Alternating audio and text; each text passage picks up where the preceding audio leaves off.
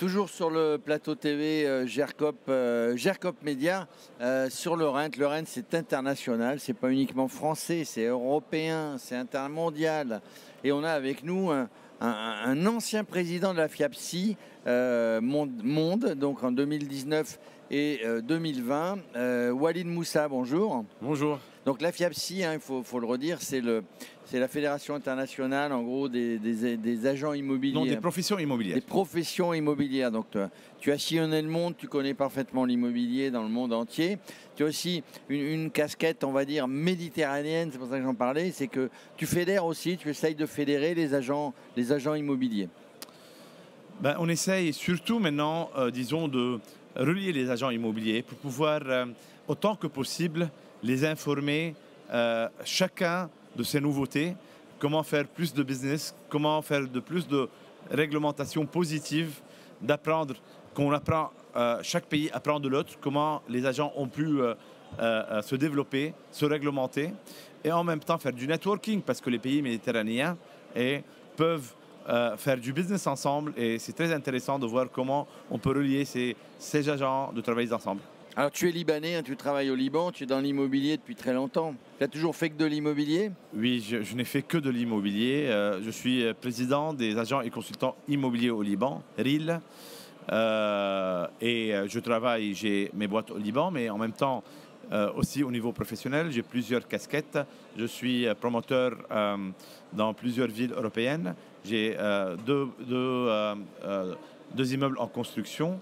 Et alors ici, tu travailles avec, puisque la FIAPSI c'est un syndicat, tu travailles beaucoup avec le SNPI ici en France. Oui, on a un partenariat. RIL, l'association, le syndicat libanais, a un partenariat assez serré avec le SNPI, le syndicat national des professionnels immobiliers, premier syndicat français. Et nous échangeons beaucoup de choses, et le SNPI a prouvé à plusieurs reprises qu'il était le grand frère de notre syndicat libanais. Et donc, ici au Rhin, donc toi tu fédères les agences immobilières sur l'axe méditerranéen, au Liban, mondial avec la FIAPSI. Donc vous venez chercher, parce que le but c'est encore que les agents soient le plus professionnels, qui ont le plus d'outils pour travailler le mieux possible et rendre le service qui est en droit d'attendre le client final en face. Et ici tu viens chercher un peu d'idées.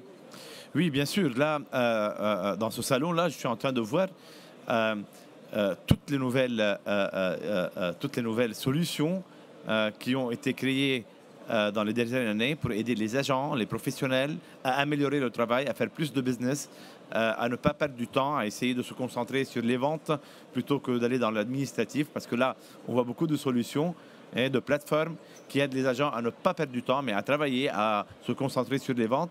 Et bien sûr, c'est intéressant de voir quels sont ces outils-là. Comme vous le connaissez, que peut-être ce PropTech-là, ce salon, est le plus grand PropTech, le salon de PropTech européen.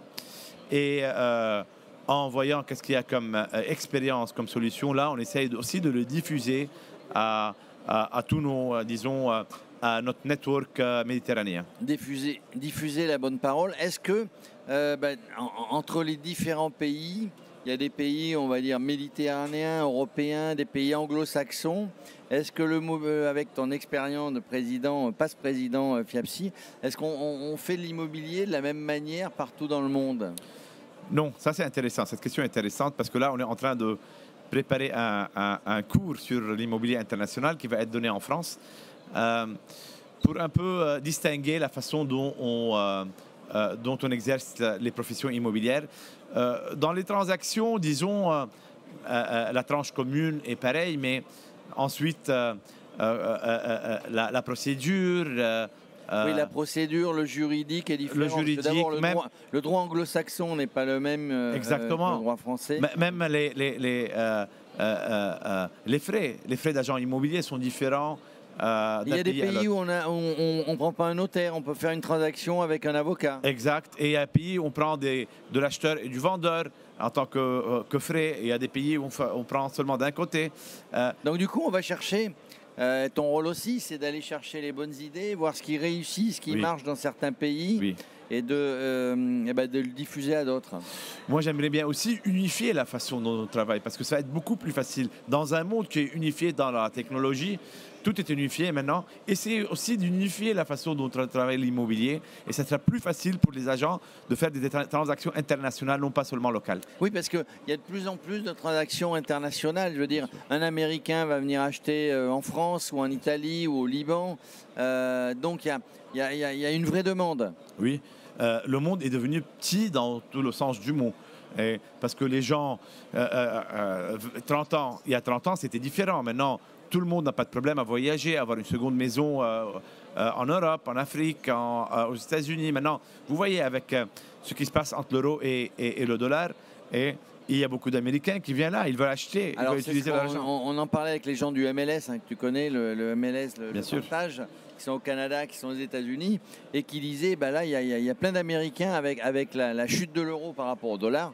Il y a plein d'Américains qui viennent en Italie, notamment en France, acheter leur maison de rêve pour se reposer. Et il faut en profiter. Hein. C'est pas tout le jour qu'on a un euro qui est égal au dollar. Ah ouais, il peut remonter. Hein. Oui, mais c'est là. Nous, on a cette culture de dire, en temps de crise, il y a des opportunités. Et il ne faut pas non seulement voir que l'euro est en baisse maintenant par rapport au dollar et faire le drame. Il faut aller voir comment faire du business et voir le côté positif de cette situation. On reconnaît bien le Libanais, le peuple de commerçants libanais. Comment ça se passe l'immobilier au Liban?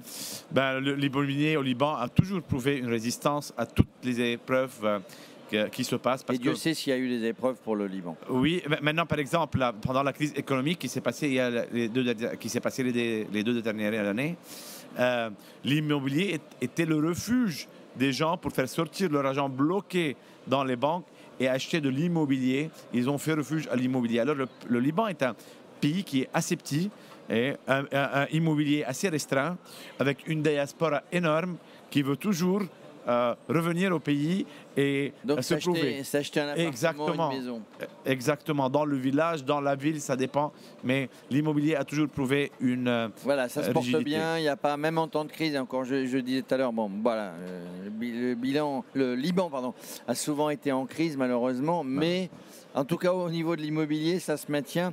Merci Walid Moussa, je rappelle, qui est président, vous avez été président de la FIAPSI Monde, Fédération internationale des agents immobiliers, des professionnels de l'immobilier, de 2019 à 2020. Et donc, par ce biais-là, on voulait avoir ton témoignage, qui est un témoignage mondial et méditerranéen. Merci.